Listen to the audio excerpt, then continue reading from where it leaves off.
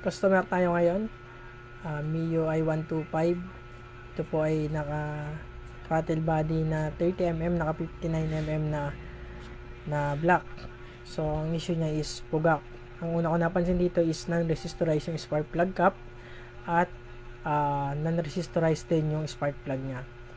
So sa mga FI, kailangan natin ng kabitan ito ng spark plug cap na resistorize or yung ating tinatawag na genuine parts, or kung merong ibang parts na resistor type na spark plug cap, di goods yun.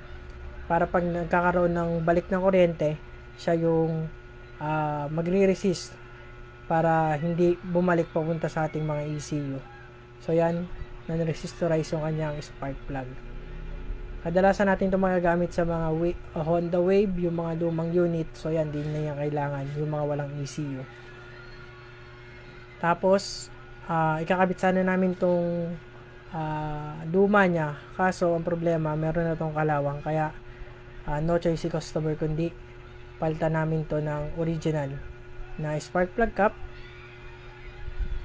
Yan, original spark plug cap, especially din naman rig din na spark plug, ikakabit natin dito. So yan lang.